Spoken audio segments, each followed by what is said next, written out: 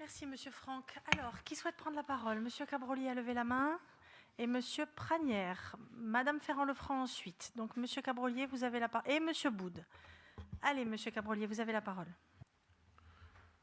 Alors, mon intervention va surtout s'adresser à la gauche albigeoise et particulièrement à Monsieur Pranière, parce que je pense que ce que je vais dire est partagé par une bonne partie des autres élus.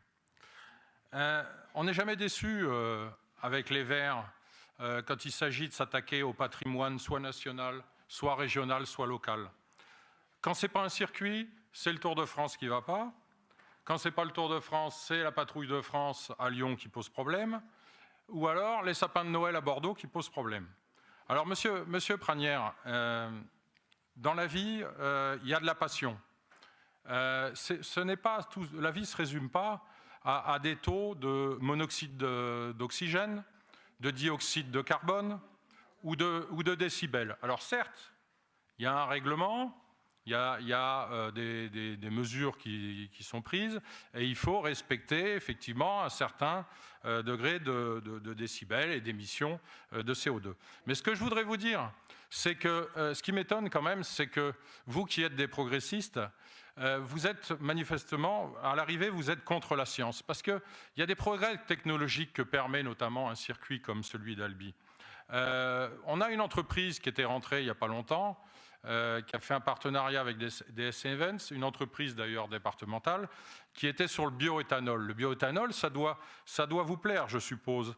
Le Grand Prix de camions qui a eu lieu, je sais que certains ont manifesté ce jour-là ou précédemment, par rapport au Grand Prix de camion. Le Grand Prix de camion, peut-être que vous ne le savez pas, mais il y a un label éco-responsable. Ils ont signé une charte d'éco-responsabilité qui faisait qu'ils se sont engagés à améliorer tout ce qui est nuisance sonore et émissions de je ne sais quel, de dioxyde de carbone, enfin tout ce qui est... Voilà.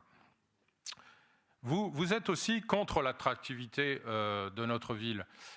Citez-moi, à part peut-être pause guitare, mais sur un temps plus réduit, des manifestations qui, comme le Grand Prix Camion, attirent 20 000 personnes.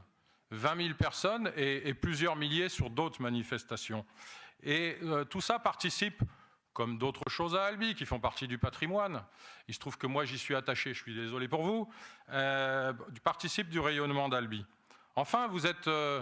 contre le développement économique, puisque ce circuit, vous le savez, ça a été dit tout à l'heure, on a un pôle assez performant sur Albi, il se trouve sur l'hydrogène, et un objectif par rapport au centre de mobilité, on l'a vu dans le cadre du budget.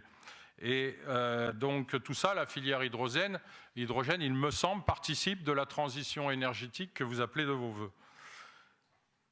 Vous êtes également contre l'éducation. Eh oui, l'éducation de nos jeunes. Parce que peut-être que vous ne le savez pas, mais ça a été dit, le circuit permet donc, c'est un centre, enfin c'était aussi pour l'automobile, mais aussi pour la moto. On a un vice-champion du monde de moto et pour avoir parlé avec lui, il reçoit beaucoup de jeunes, notamment des quartiers difficiles, albigeois.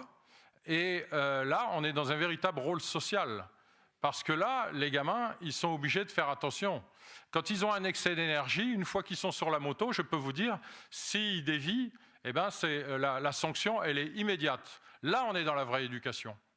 Parce que là, on leur demande, effectivement, en retour, de prendre sur eux, de canaliser leur énergie. Eh ben tout ça, si on vous suivait, on pourrait passer à côté. C'est de la sécurité routière, vous devez le savoir.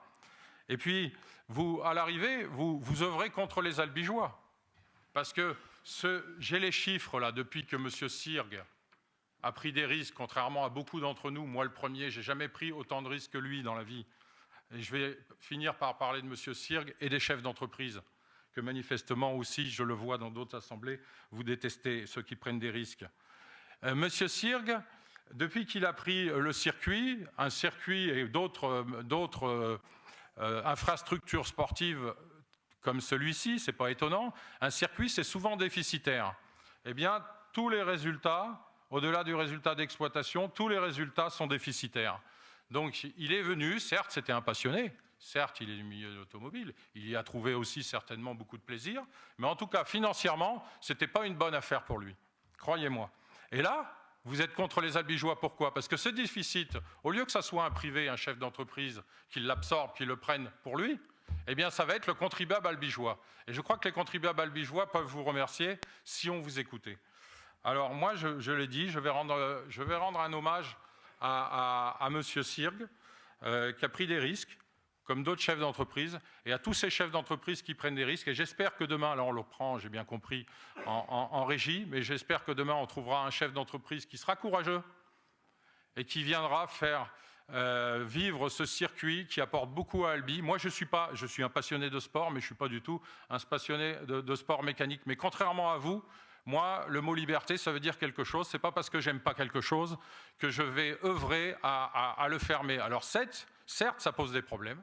Je l'ai dit en préambule, ça pose des problèmes de nuisances sonores. Mais vous êtes au lot. Oui, c'est ça, mais sauf que vous, là où vous êtes, moi, là où je suis, on n'entend pas ces nuisances sonores. Alors laissez ceux qui sont contre le circuit manifester, mais vous, allez vous greffer, allez faire des procédures en justice pour mettre des bâtons dans les roues à des gens qui prennent des risques. Ça, moi, je ne peux l'accepter. Et si vous ne le savez pas, je vais vous dire une chose, pour terminer.